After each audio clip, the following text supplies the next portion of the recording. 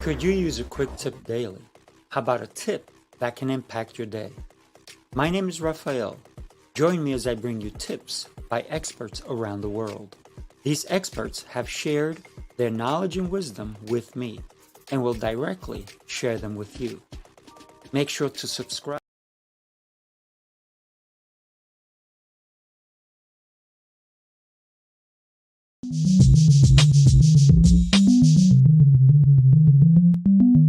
Hi, everybody. Thanks for tuning in to the Coaching Call podcast. On this podcast, we'll cover various types of coaching by trainers in sports, martial arts, fitness, and business. We'll discuss each coach's methods to getting the most out of their respective athletes or clients and how they attempt to change the platform in which they coach. Join us on a fun adventure as we discuss unique coaching styles. Coaching is a universal part of how we get others to get something done. Join your host, Raphael, and his guests on this unique journey in coaching. Hi, I'm Sifu Raphael, and this is the Coaching Call podcast. If you enjoy this episode, please subscribe and leave a review. This episode was made possible by listeners like you. Good morning, everybody. As you saw, I had a little mishap. I was doing my previous show earlier, but today I have to tell you, I'm super excited. I have the author of Checkmate, and he is not only an exceptional human being, but he likes to play chess. Hello. How can we not love him, right? So let me go ahead and bring on Greg Davis. Greg, I'm not seeing your camera, my friend. So The camera's on. yeah, you were on before. Yeah. That's crazy. Let me try that again. Okay. Nope, I'm not seeing your camera. Yeah, I see the camera light on. You know what we could do, Greg, if you want to log off and log back on and see if that works. Because I had you on a minute ago. Yeah, apologize. Let me come back in. Okay, thank you, buddy. So while he's doing that, what an exceptional human being. He also came on my other show, which I had done earlier on New Tip Daily, and we talked about a couple of things about his life and the importance of connections and family and all of these different things. And he gave us some really great tips on how we can come together and do things. So as he's checking his camera and there he's coming back on, he's making sure that everything's working. And what are your thoughts on the game of chess? I'm just curious while we do all these different cool things. And I know that Greg is messing around with his camera right there for a little bit. So if you play the game of chess, what is the most important piece in the game? What is it? It's the piece that we all have to protect, the king. We have to protect the king. Once the king is done, it is over. It is over. So playing the game of chess is so cool because it allows us to start to forward think, to start to understand. I know Greg is having a little bit of technical difficulties, but he's coming back on, and we are talking about his book, Checkmate, the tips and lessons to help you make the right moves and to achieve happiness in your life. What moves are you taking care of currently? So, good morning, Mandy. Yes, we do love chess. So, and Greg is messing around with his camera right now. What? Your dad was a world champion chess player? Oh my goodness, that is awesome. I I love to play chess. It's such a fun game, and when we consider there is a learning curve that we all go through, and for those of you who've never played chess, I gotta tell you, it is so much fun, because it is a thought-provoking game. It's not these handheld games that kids are playing nowadays.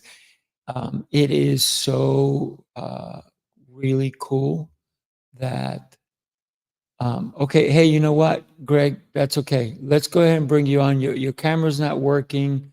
I can do an audio. We can. Uh, you're not connecting at all. I have an idea for you, Greg, if you're listening. Let's go ahead, my friend, and um, just shut your computer off and then come back on. That may help everything for you, Greg. So try that. And if not, listen. This is the beautiful thing, right? We're talking about chess, right? And I'll text him and let him know. Um, so maybe let me see. I'm going to actually text him. I'm going to tell him to shut the computer off.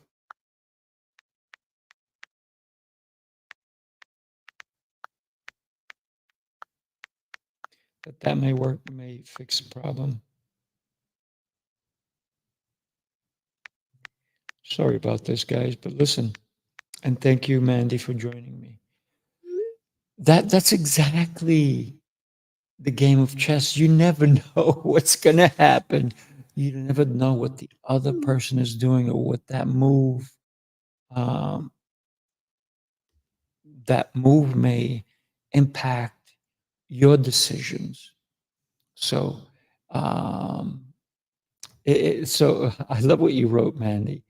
It took me a while to find the fun, but once I got it, yes, I agree. You know what happens to a lot of people? They get frustrated. They get so frustrated and they quit. So they quit. If you ever read the book, uh, there's a lot of books that talk about this, but uh, the book that uh, we all should always be considering is the book of life. Really, that's the book that you should consider reading. And the book of life tells you that if you quit too early, you will miss out on opportunities that would have been there had you continued.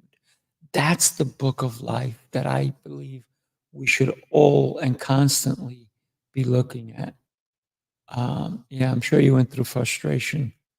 You were never allowed to quit. So your dad was a smart person. He said, no way. I don't care how frustrated you get. It is important to keep going. So consider every book that we have, that we read a tip, that we acknowledge something. When you consider if you only read the back of the book, or maybe the first 2, 3 chapters of the book, but you never go through the whole book, how will you know the essence of that book, right? Think about this book that it's a great book. It's oh, it looks like Greg is back. What? Good What? morning. Good Sorry about morning, Greg. Thank you. And you know, I was talking about how exactly what happened just now was like a game of chess, right? that. Yeah, I started sweating like I was in a game of chess, quite honestly. And one of the I saw things, some of your dialogue before I uh-oh, got knocked you're breaking up a little bit. off. Um, You have some really cool audience people today that have chess relationship. oh, Hmm. you broke up, my friend. Yeah. It's weird here So today. I don't know what's going on. uh, you probably live out in Pennsylvania. I'm just kidding. Um,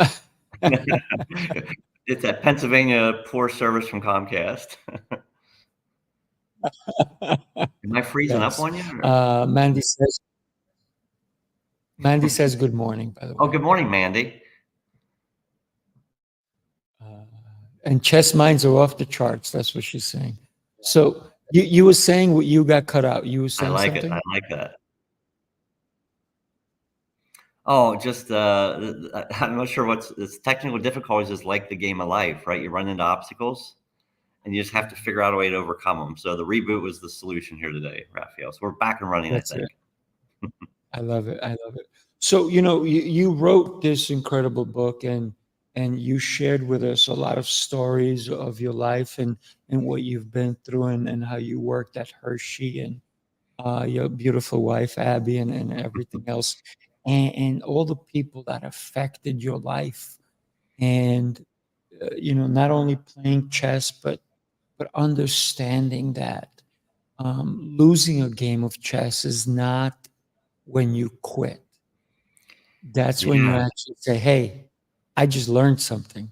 Yeah, actually, I use a quote in the book, Raphael, from Capablanca. He was a really good chess player in like the 1800s, so back a few ways. But his best quote is, I learn more from a game that I lose than a game that I win. And I think that's true a lot in life, right? We learn so much from when the things are down that even though they're hard times, we learn so much from that. We got to bounce back and be better the next time. Mhm. Absolutely. So I want to get into your life story because it's quite interesting. But even before, I want to get to know where'd you grow up and who impacted you even before the age of 10. Yeah, yeah, great question. This is actually from my chapter one in the book, but I grew up in a really small town, Raphael, here in Pennsylvania called York Springs, Pennsylvania, near Gettysburg. Everybody knows Gettysburg for the Battle of Gettysburg. And I grew up in a big family. I was the youngest of five. But at a very young age, unfortunately, when I was three, my second to oldest brother, Bobby, was unfortunately killed in a tractor accident. We were farmers. We grew up on a farm. And unfortunately, the wheel fell off and crushed him. But so that was a kind of a tough way to start my life with my brothers right at the age of three. But to your point, I learned so much from my siblings. I mean, I still had two other brothers and a sister who today, the sister who's 81, just turned 81 in April, was still alive and kicking. Correct. And she's still a huge influence in my life today. But when I was growing up, I saw how hard my siblings worked on the farm. And also when they went out into their careers, they always had a really strong work ethic, Raphael. And I think for me, that was the lesson of, that's how you get to success, right? And that's how you get to happiness is work hard for it. Nothing's going to fall in your lap. So that was the greatest lesson I got from a really amazing family upbringing I had. Mm. So your brother was 16, right, when he passed? Yeah, yeah. He was young boy actually. Yes. I'm sure your parents were probably very devastated. Well, you know Um, what it did is I guess it kind of was a reset for them, quite honestly, as we moved from mm, the farm a year after that accident. And, I think while farming was in our blood, it was a good move for us because then we moved to, quite honestly, a little nicer community, a part of York Springs, closer to Gettysburg. And that's where my dad worked one of his two or three jobs that he had throughout his life. mm, right, right. So when you consider and you talk in your book that you were so young you don't really remember your brother No. as much as you wish you would have, but from pictures and stuff of that nature, definitely. And I'm sure your parents could tell you stories, or your siblings could tell you stories about them. But and you talked about a reset because it made that incident changed everybody's trajectory, right? Yeah, true. True. I mean, we moved away from a farming environment and my dad had to figure out a new way of life, right? And so he began driving bus for the local school district. That was his morning and late afternoon job. And then at nighttime, he would work like a 10 to 6 shift at Gettysburg College. And the great part about that story, as I talk about in the book, is while he never made a whole lot of money at either one of those jobs, the stint that he had at Gettysburg, Raphael, allowed three of his four living children to go to Gettysburg College for basically free.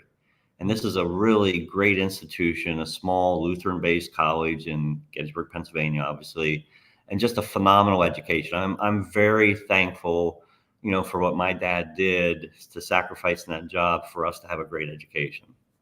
Wow. Incredible. So, when we have somebody in our life who sacrifices for the betterment of us, gratitude is huge, isn't it? Sure is. I mean, I think about, other people that I see coming out of college with, $100,000 college loans and so forth. And that's why I'm so grateful for the fact that I came out of a great small college based in Pennsylvania with no debt whatsoever. And it really changed the trajectory of my life because I didn't have to worry about paying off those debts in my early years in my 20s. Yeah.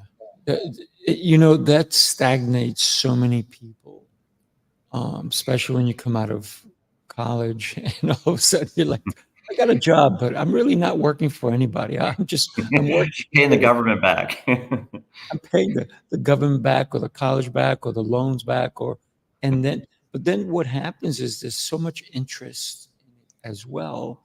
So that maybe if it's a $90,000 loan, by the time you're done paying it, it's 350,000, right? It's Yeah, crazy. boy, Raphael, that's a great point, and I'm sure your audience can understand this better than anybody.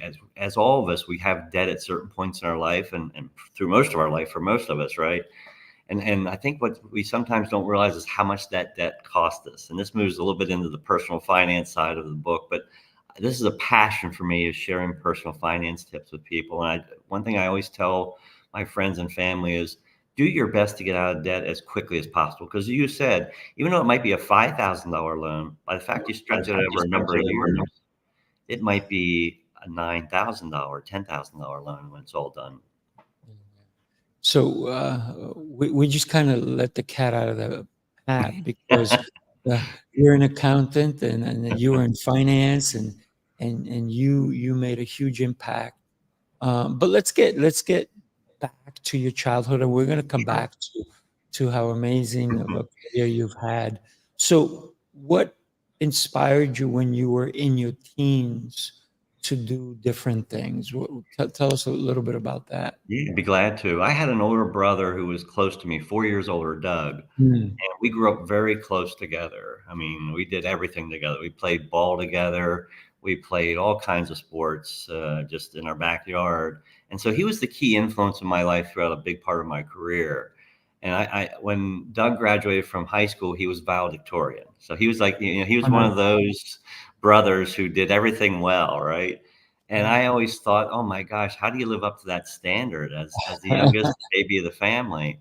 And so, fortunately, my parents didn't hold me accountable for that. I finished second in my class. So I was a little bit below my brother, but I did pretty well. But I think, the fact that I saw him do so well in life and he worked hard for it because he wasn't the highest IQ, student in school, but he really put a lot of work into both his high school and college grades, and his grades reflected that. So I think for me, as that younger sibling, seeing him work so hard to get what he did in life, and he had a phenomenal life with a wife and two girls. It was a huge influence to me, Raphael. Nice, nice.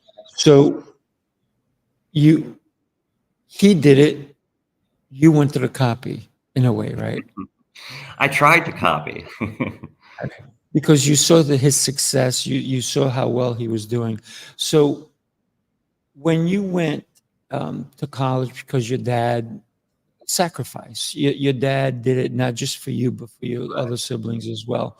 Um, you could have chosen anything, right? Your Could have, parents yeah. didn't tell you go I could into have. finances or become an accountant, right? What Yeah, made and you? that's kind of an odd one because nobody else was in that field in my family. You just like numbers, don't you? I do love numbers, and I'll tell you the quick story of why I chose accounting. I That's was what I a want to know. sophomore in at college, right? And I took a intermediate accounting course. I had an amazing professor, and this gentleman, he was young. He came up to me after about halfway through the class and said, "Greg, you're really good at this. Obviously, you've gotten A pluses on every project and exam we've had. Have you considered a career in accounting?" And my first answer, Raphael, was no. That sounds boring. Just working with numbers all day sounds boring to me. I thought I'd be something fun like an insurance actuary, as fun as that can be. But bottom line is that influence from that professor is what changed my trajectory, because then I followed the accounting path from there on, and it treated me well for a 40-year career. Wow. 40 years. Numbers guy. You're the numbers guy. I love it. Everything's about numbers, Raphael. Don't I know it? Well, I went into architecture and stuff, so I know that everything. I mean, for me, I love numbers. I love building. So without numbers, I wouldn't be able to do it. I Right. wouldn't be able to measure things. Everything to me is on numbers. And I teach martial arts, and I tell the kids, everything is on numbers. There's a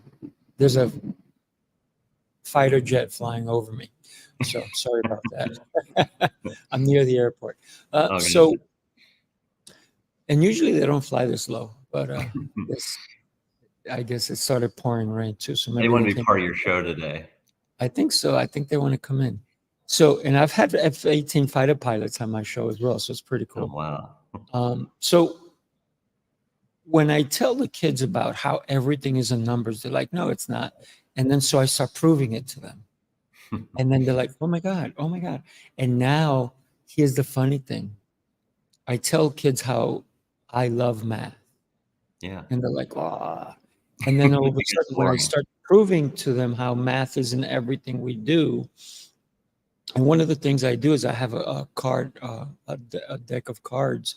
And what I'll do is I'll say, okay, guys, the aces are ones or 11s. And then I go to the jack, to the queen and king.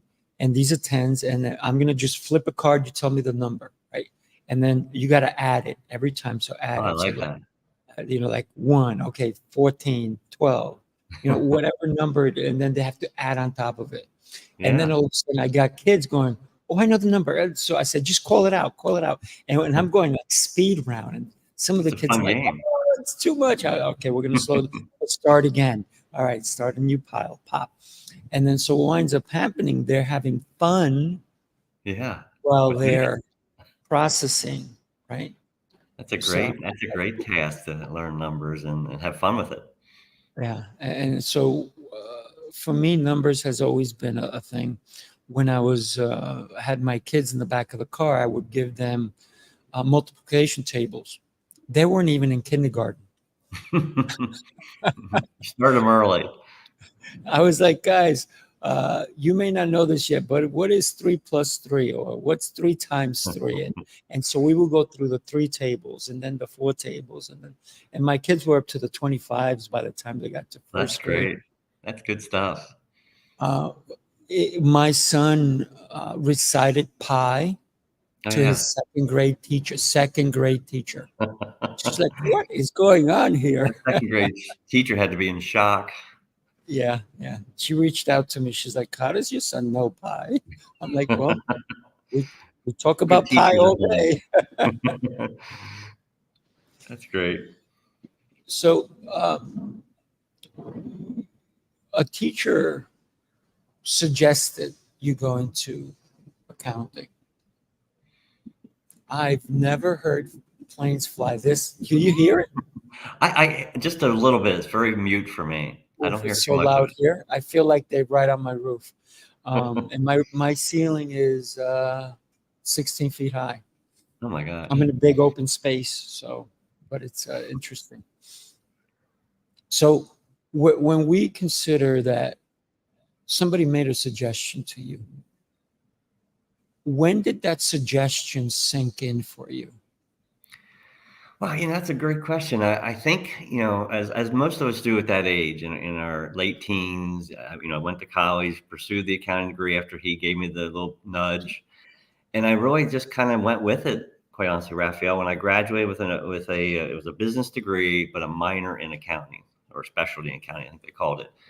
I didn't really know what I was going to do with that, quite candidly. So I Mm, did what everybody does in accounting. We go into public accounting, where we try and get a CPA license. And got so I did that in Harrisburg, Pennsylvania. And I hated it. Absolutely hated the work. We went from different jobs. Like every 2 weeks, we go to a different client. I hated to travel around central Pennsylvania. I wasn't big about that. And I just didn't care for the work. So after 1 year, um, I really decided that maybe public accounting wasn't for me. And kind of the bad part about that, to get a CPA in Pennsylvania, to get a CPA license, you have to have the 4-year degree, which I had, and 2 years, right? 2 years of public accounting experience. I only had one. So the Mm. other option, I left public accounting. The other option is to go and get an MBA that satisfies this 1 year requirement. So long story short is I left after 1 year, my first job, went to my next job, stayed like 2.5 years. As I talk about in my book about careers, I bounced around to 4.5 jobs in the first decade of my careers. Mm. And I think, as a lot of your listeners can attune to, that's really common today, right? Not many people are staying in one job for any length of time. I have one good friend who I'm going to visit tomorrow. He's been in this job since 1981, the same job. And that's Nice. just unheard of today, right? So I think your listeners, the takeaway for your listeners is it's okay to bounce around different jobs. I think for me, it was until I got that job at Hershey 10 years into my career where I really found a job that was more than just a paycheck. And so that was the key. I, I, I hope there's no war going on, but it sounds like one above me. I do hear a little bit more, but it's not too Oh bad for my my. goodness. You hear that? Yeah, I can hear a little bit. Wow. Hopefully there's no shooting going on. I hope you guys are okay up there. Wow. Makes the podcast more exciting today. It does. It does. I'm just hoping that everybody is safe. That's all my concern always. But considering that not everybody loves what they do, that you talked about people nowadays, they change jobs consistently or Yeah, constantly. yeah. And a lot of times people change jobs because they need more money, right? Hmm. So Mandy can hear it too. There you go. Thank you, Mandy. So for example, when I was in the architectural field, I switched jobs because of different opportunities were presented to me. Sure. And then what wound up happening is in one of the jobs that I went to, they made me humongous promises. Hmm. And then when I got there, they looked at my portfolio. They're like, wow, you drew these? These are amazing. Da, da, da. And I said, yeah, they actually didn't believe me. So they asked me, would you mind doing a drawing right now? I said, of course. Okay. To prove it. Yeah. So I did the drawing, right? And then they're like, okay, you're hired. And then instead of having me do drawings for 6 months, they just had me prepare the art, the sheet so somebody else can do the drawing. I'm like, Oh, really? wow. That's For not what you were six hired months? for. You know what I said? I said, okay, guys, I'm out. So the owner of the company who hired me asked if she can have an exit interview with me. I said, Hmm. sure. So I'm sitting there and she goes, are you not happy? I said, no. She goes, well, how come? You're so talented. I said, yeah, but you don't even know it. Yeah, right. Not using the talent.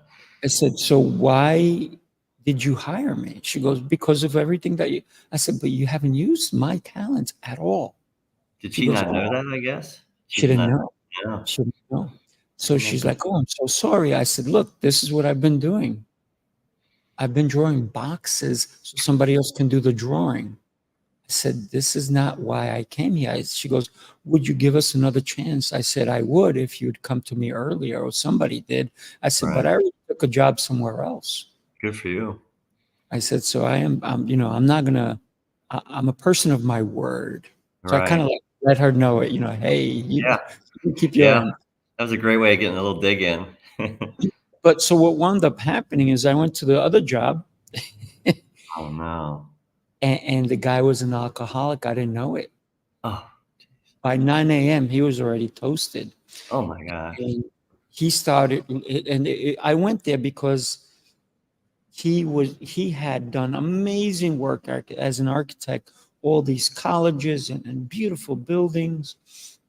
And I was like, oh, I want to be part of that. But then when I got there, he started losing projects because he was drunk all the time. Oh my gosh, what a So shame. for another 6 months, I was like, oh no. And then we were just sitting there and there was no work. And my boss came, you have to look like you're busy. I'm like, how can I look like I'm busy? So you're right. A lot of people, we go through changes. And then later on, I went to another company and I went as a freelancer and they hired me and they actually bought my contract from the freelance company Oh my gosh. because they liked what I did and I Yeah. became a project manager in that company. And it was great. It was great. But a lot of people do change jobs. It's either because they're not getting what they need, or whether it's recognition Hmm. or pay, Yeah, finance. it's interesting, Raphael. You bring up pay, and I remember just in my career, particularly at Hershey, where we'd have a lot of people come in, and after a year or so, they might move on to another company, and I would bring them in for the exit interview, as I was the at that time corporate controller, and I would talk to them and say, "Why are you leaving us?" And the answer I would get, as you just said, from most people, is that I need more money. And what I would find, at least in my experience, and maybe your listeners have had this happen as well, is money is not exactly the best reason, not the right reason to leave a job. Because if you truly enjoy the job, the money is kind of like the gravy on top, right? If you really enjoy what you're doing. So for me, I always felt that money wasn't the right reason to leave. I understand people financially need to do that periodically just to make ends meet for their family. But boy, that's the wrong reason to leave. What my goal in life was to find a job where it wasn't feeling like work. And then the paycheck when that came in, either monthly or every 2 weeks, was just kind of the bonus on top of the enjoyment I was having. Yeah, yeah. So I want to talk. I want to talk to you. We're talking career, changing jobs, and everything. But I think that my next question leads to where you started working because I want to go back even before a year before you got that job, because you met your beautiful wife and you actually got married at the place that you would later work in. Yeah. So that's pretty interesting. So tell me a little bit about your beautiful wife Yeah, I'd be and glad to. what what um, what made you even pick the place that you guys got married at?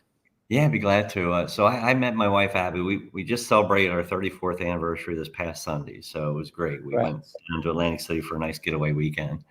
But Mhm. I met Abby back in 1987, so that's even longer, 37 years ago. And she's 6 years younger than me, and I'm rather immature for my age, and she's mature for her age. So it kind of works out that we form a pretty good nucleus. But I find that by finding Abby, she was truly that one person that could kind of center me, and just she's been incredibly supportive, and I think she's been such a big influence in my life, Raphael, as I talk about in my chapter 2 on relationships, that I wouldn't be where I'm at today without Abby's direction and partnership. We have, we've worked hard together. We play hard together. We've moved 700 miles away from me to be able to fulfill a dream, which we'll talk about, of teaching at the university level. And now we've returned to Pennsylvania, where our friends and family are. So it's been a phenomenal 3+ decade run with her. But she truly influenced me to keep, if I didn't find a job that I liked, and you're right. In 1990, we got married at the Hershey Gardens and had a reception at the Hershey Lodge. Those are both owned by a company called Hershey Entertainment Resorts. I was not working for them at the time, but literally a year later, in 1991, a really rare opportunity came up within the Hershey Entertainment Resorts group. At they're looking for a division controller of their Hershey Park amusement park operation. And so, literally a year after I got married, I was starting a job at the company at the facility where I got married. And then I had a great 23-year run with that company. It was an amazing organization, treated people really well. And just, that was the job I was looking for, because here's the key. Their mission was to support an underprivileged school called the Milton Hershey School. It has 2,500 students there, all underprivileged. And that was the mission for our company. Was every dollar we made went to support the Milton Hershey School. And for me, if you think about it, and I talk about that in the book, that's truly what work should be, right? A mission that's better than actually more important than getting that paycheck, right? The paycheck is nice, don't get me wrong, but the mission's really important for me. And that was great. I found the company was perfect for my setting. 23 years. Wow. Some people listening may be only 22, so they're like, "What?"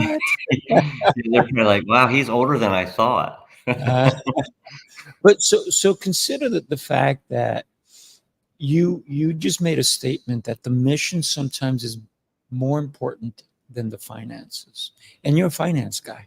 Yeah, I So, know. It's hard to say. Hard to but say for me, but I believe it truly. so do I. You know why? Because it's you can't take anything with you when you go. Right. Can't. I mean, they can bury you with stuff, but then what is that going to do? That doesn't do anything for you. No. So all your Rolls Royces and your fancy watches and all these different things, they're not going to make a difference once you go. But the impact that we can make with a mission to help humanity, to help another human being, that's everything. So we listen. We're born with nothing. We come to this world with nothing. That's right. Remember the movie Terminator? How did Arnold come over? He Gosh, came I in forget naked. that. How did he come over? When he popped up, he was naked. Remember? Oh, okay. Yeah, yeah, He yeah. had Okay, to go and gotcha. get clothes from the guys to beat the guys up. So basically, that's it. We come in naked, and guess what? They may clothe us when they put us in a casket, or if they cremate us, whatever it is. But in reality, we have nothing. We Yeah. come with nothing. We leave with nothing. And Mandy called it out, right? We come with nothing. We leave with nothing. Yeah, that's a great statement. I love what she's saying there. Yeah, absolutely. So you understand that the mission was important, and being in Hershey, they saw not only that you were someone who did numbers, but someone who helped impact people's lives. Yeah. Tell us about your journey at Hershey and how you moved along at your Yeah. role.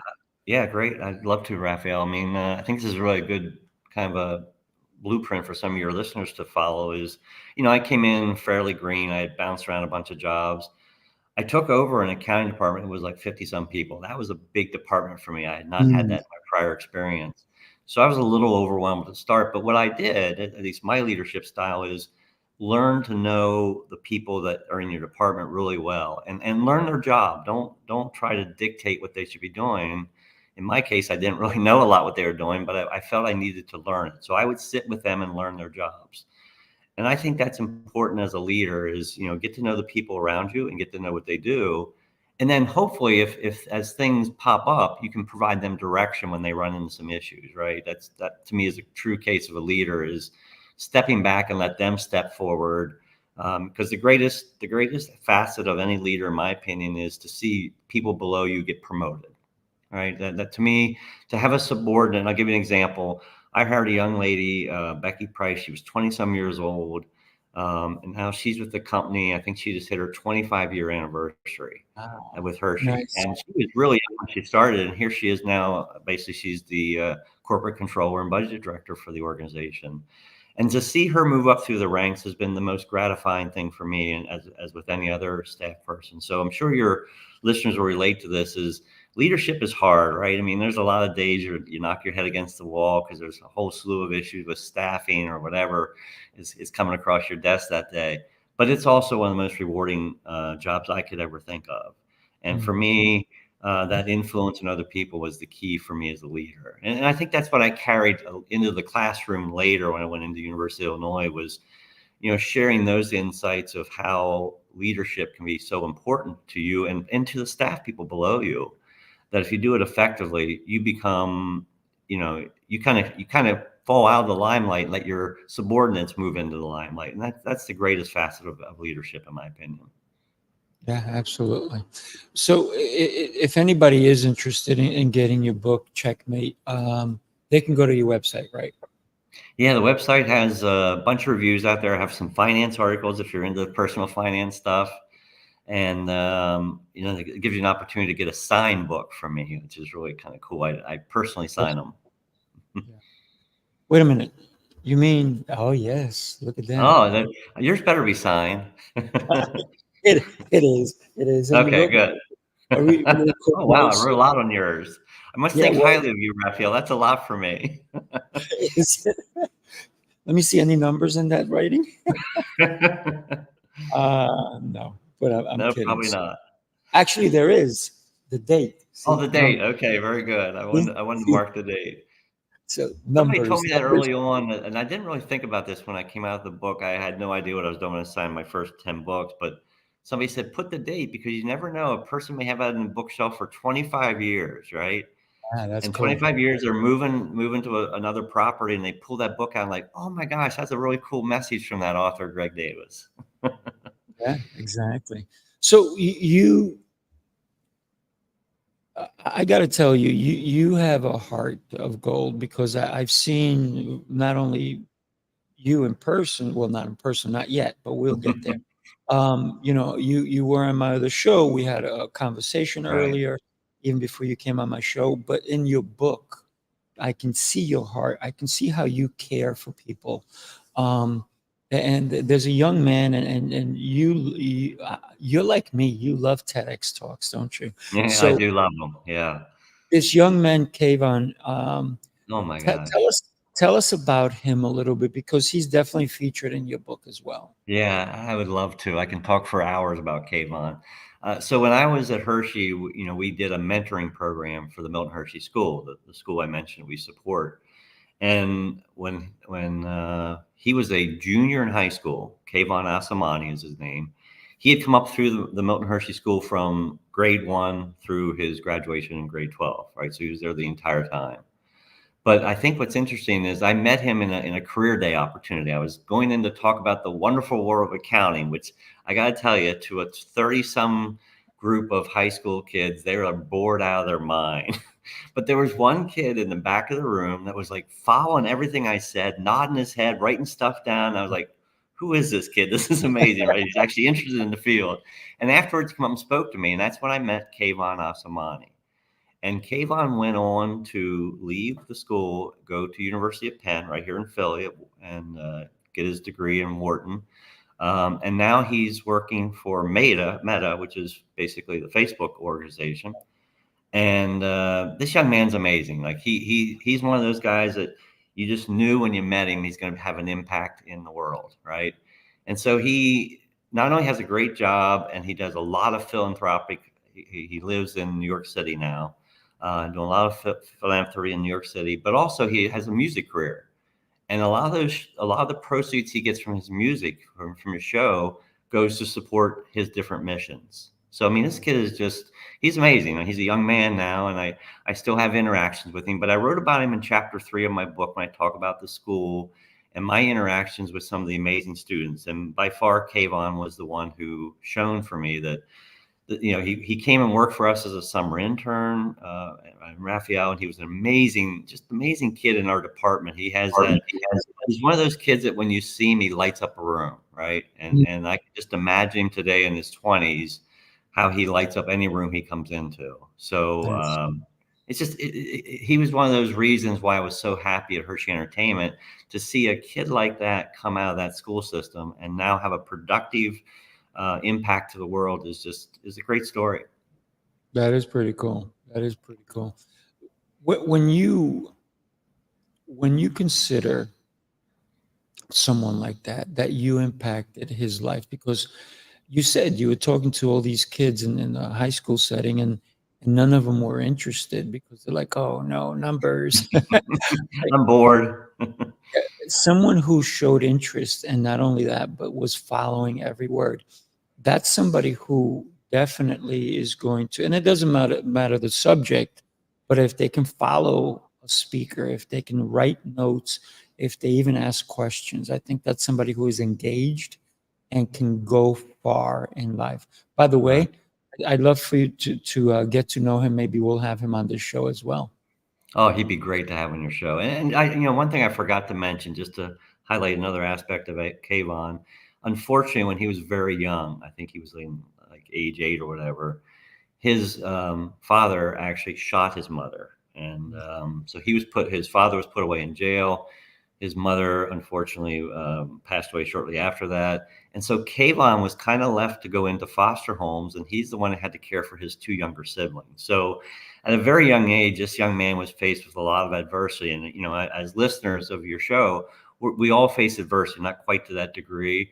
But I think it's amazing how he picked up the pieces from a really tough life and then just went forward with that in such an admirable way. That is pretty incredible. Pretty incredible. And he lives in New York City. That's not too far from me. Hello. Yeah, I'm right. I'll have in to New reach York, out. Long Island. Yeah. You'll connect us. So you've impacted this young man. He also became a TEDx speaker, and you followed him. But your life working at Hershey took a turn because there was a wake up moment for you guys, for you and your wife, Abby. And tell us about that moment where you guys realize how special life truly is. Yeah, this is a tough one, and I talk about it in the book, but it's a very emotional concept. But for me, I became what was called an interim chief financial officer in 1990, and it was something that was just put in my lap because my boss went away to our ownership, the Milton Hershey Trust, for a period of 2 years. And so it was a bit of overwhelming, quite honestly. I was still doing the corporate controller, budget director stuff, and then I had the CFO responsibilities on top. But unfortunately, in the fall of that year, one of my best friends, he was 48 years old, Frank O'Connell, he was our general manager of Hershey Park operations. Phenomenal leader, phenomenal guy. Everybody loved Frank O'Connell. And unfortunately, in October of that year, 1990, October 18th to be exact, he passed away at age 48 of a heart attack in his bathroom, just getting ready for work that morning. And to your point, I mean, I think that he was really good friends with both Abby and I, and he was very impactful to both of us. But I think that was that was the wake up call, right? I mean, I was very stressed at my work with the new responsibilities. My wife, who was a pathologist, Abby, she was really busy at her work. And quite honestly, in the medical profession, there's lawsuits that happen periodically, and she was going through some of those lawsuits, which was rough for her. So it's just a really critical time in our lives when this happened, that Frank passed away. And I think what that did for us, as I talk about in the book, it was hitting the reset button. And we're like, okay, why are we both working 60 to 70 hours a week? Sure, we're making lots of money, but that's irrelevant because we're not even enjoying it. And we weren't even seeing much of each other. So that's when we decided to form an exit plan. And we both talked about trying to get out of our roles, our busy, crazy roles that we were in, within the next 2 to 3 years, right? That was our goal. And I think by January of 2011, we had a plan in place to do that. And, the good news is 3 years later in 2014, and through some hard work, I took an early retirement package through Hershey. And that was kind of the exit for me out of that area. And I wanted to go into academia. And so the only thing I could find without having a PhD was out in Illinois. And that's when my wife left her medical practice. So, yeah, the Frank O'Connell thing is incredibly very emotional for both Abby and I to talk about. But it was a life reset, as you said, Raphael. And I think it was a good reset for us. So I think the phrase I put in the book is, in a very odd way, Frank's passing really became a revitalization of our lives.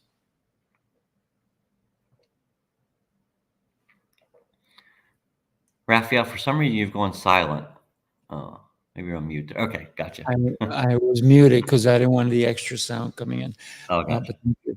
So you went into teaching, and it was like all things when we start something new, you have to adjust, you have to get into it.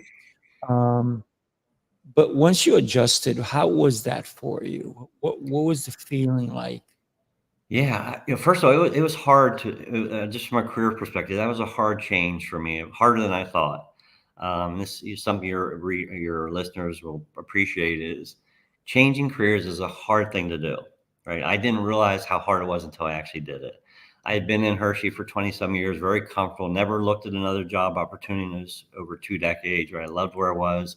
And all of a sudden I was out there on the street looking for a job in academia. And what I found out here in the East Coast is most of these institutions, and some that I even taught as a part-time adjunct, such as Penn State University, were not hiring non-PhDs, right? So you had to have a PhD to get in the classroom. So to be a full-time instructor. So that was a hard reset for me. So I learned some things there about career changes, and I put that in the book, hopefully to help others. Do some research, make sure you understand. I should have talked to other professors who had left the business world and seen how they'd done it. I didn't do that work, and it kind of backfired on me. But the long story short is I ended up at the University of Illinois. They were looking for experienced lecturers, which are not tenured professors. So it didn't require a PhD. They were just looking for people in the classroom. And that's really what I wanted to do, Raphael. I wanted to be in the classroom, giving back to the profession that had been so generous to me, accounting. So we went out there in July of 2014, and we thought, we'll do this for like 2 to 3 years and probably come back to Pennsylvania where our families were. Because it was hard to uproot my wife and take her away from family. She's very close to her family, as I am mine. And so it was a hard move for us to move away and kind of start a whole new life, right? And to your point, starting a new job is hard, right? I mean, I'd had no idea that academia was so hard. You have a lot of work to prepare before you go into that classroom and do an hour and a half lecture with your students. So I learned a lot through that. School of hard knocks comes in handy. But what really brought me my true enjoyment is I love being in the classroom. I love the interaction with the students. And I became to know the students pretty well because I did one-on-one coffee chats with anybody who would take me up on that offer. And in that coffee chat, Raphael, we didn't talk about accounting because that was what we did the classroom for, right? But we talked about life. We talked about career changes. We talked about relationships. I mean, it's amazing what the 27-year-old kids want to talk about, right?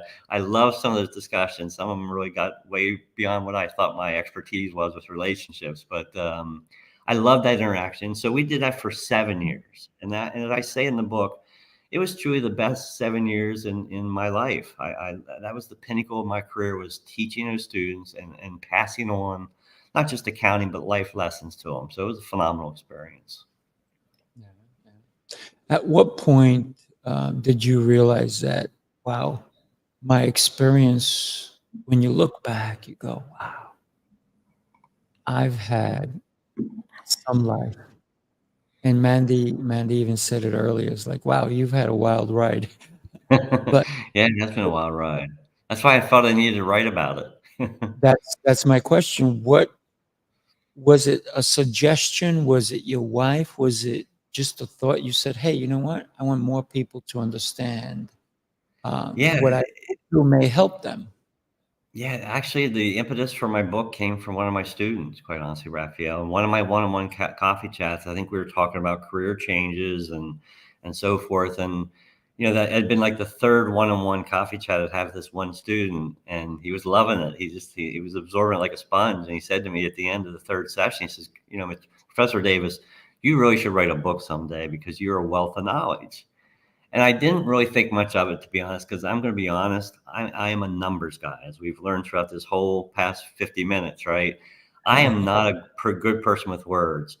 And so for me to write a book just felt like I was way out of my element.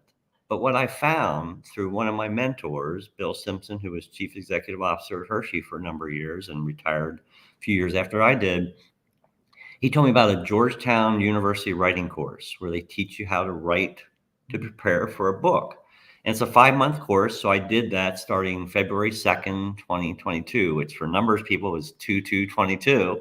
Oh, yeah. I had to start on a cool date like that.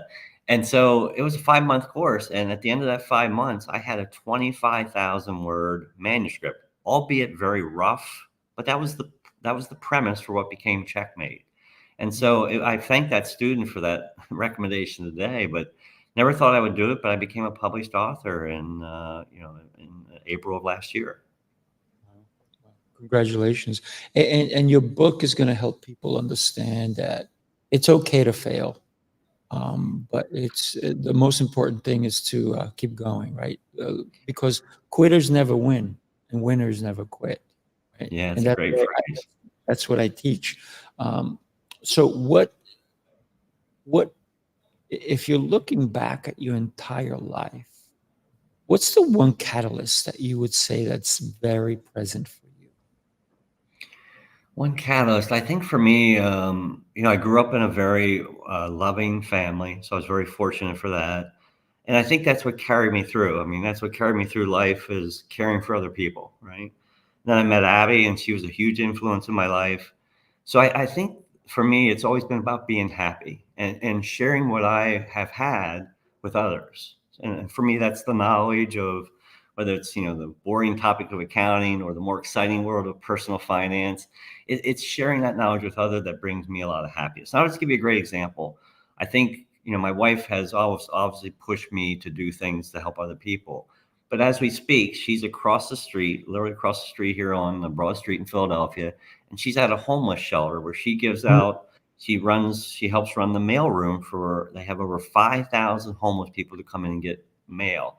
Now, all of us take for granted the fact we get mail daily in our mailboxes, and we just kind of grab the mail and go in and sort through it, right? But for a homeless person, it's kind of a big deal when you come in and get some mail that's sent to you, whether it's your Social Security check or some other piece of mail from some other business that you're working with. So we take that for granted, but those are the little pleasures that I think it's amazing. My wife says that is the best thing that she's ever done in her life. Despite being a pathologist and helping a lot of patients, best thing she's done is helping these roughly 5,000, 6,000 homeless people here in Philadelphia. So Wow. giving back, I think, has been the key to my happiness in life. You just made me think, and anybody else who may be having the same process of thinking that I'm going through right now is we never think that when we see somebody on the street, that they don't have an address to call Right, home. But right. how do they, if they want to get government help, if they want to even reach out to somebody, how do they do that? And this is the first I've ever heard that they can have a mailbox somewhere. Yeah, That's it's the pretty same here. incredible. It really is, and then they, the it's called the Broad Street Love is the name of the organization, and they work out of a beautiful church here in downtown Philadelphia. But the other thing they do is they give them a warm luncheon, and these are not just like hot pockets. These Uh, are meals prepared by chefs from around the area. It's a wow. really cool concept. Wow, that's pretty cool. That's pretty cool. So you and your wife are impacting your community, and a lot of people realize, or maybe don't realize, that the little things that we can do for another person can truly have a ripple effect, if you will, for it to. Because if you help one homeless person and they change their life around, and maybe they start a business and that business starts to employ other people, maybe they hire homeless people, maybe Yeah, all of a sudden it's a ripple effect that we don't know. Maybe giving that person some food changed their lives too. yeah, that's a great message, Raphael. I think that's a perfect way to say it. Is there's a person who was homeless here in Philadelphia for 6 years, went to this mission every day, during the week, and got their mailbox and their food. Today, they're working in that mission and giving back. So it's a really cool story. That is very cool. That's very cool. Greg, I know we had a little bit of a hiccup in the beginning of our Yeah, session. apologize for that. Listen, it's not your fault, but you know what you did? You didn't you didn't put your king down. You said, That's right. I didn't resign. you I kept fighting. that's it. You said there's got to be another move. I got to reboot. And Well, thanks for to your coaching, I was able to do that. when we consider not giving up on family, there's a lot of people out there who haven't even spoken to some of their family members, who haven't spoken to. It could be years. I mean, I've heard of people say I haven't talked to my brother for 38 years. Yeah, that Or amazes me. I've heard the same. That shocks right. me, actually. But there's got to be a reason for it, right? I have a client of mine who said he'll never talk to his brother because his Wow. brother stole the inheritance from his parents. Oh my And I gosh. was like, okay, that's different, you know. Yeah, But rough one. one of the things that I'm actually writing my own TED talk about forgiveness, because forgiveness is It's so powerful when we can fully do it. You'll have to share I, that with us and your audience. I'd love to see that TED Talk. when I do it, maybe you'll be in the audience with me. What do you Okay, say? cool. That'd be great. I'll invite Mandy too. Yeah, So thank you for today. I mean, this was really amazing. You're an exceptional human being. I'm so happy you and I are connected. And let's keep going, my friend. Let's keep. yeah. Thanks so much for having me, Raphael. I really enjoyed the conversation with you. They're very thought provoking and hopefully helpful for your listeners too. Oh yeah, absolutely, my friend. Thank you again for today. I don't know Abby, but if she puts up with an accountant, she's got to be special. I'm just kidding. She does. She does. You're right. I agree with that sentiment wholeheartedly. But you know what? And you, one more thing I want to give her credit for, because you talked about that. She watches sports with you. She does all these things. So it's a matter of I think marriage is more than just two people getting together. It's understanding one another, giving each other the space to even make mistakes, right? Giving You're each other the space to be your own, not to right. control, right? Pick us each up when we're down, and support us when things are going well. And you're right. Do things we each like. Last night I went to the Phillies baseball game. It was phenomenal. That I love baseball, and she Right. appreciates that. Yeah. Yeah. All right, my friend. Have yourself an exceptional rest of your day. And everybody, you know, I'm going to put your banner up here so we can go get your book. Yeah, please Everybody, do. davischeckmate.com. If you go there, guess what? He's going to sign the book. I'll sign And it personally to each one of you. Just I'll be glad to sign it. I think Mandy wants your book. So there you go. All right, Mandy, everybody. thanks for all your comments. I appreciate seeing your interaction.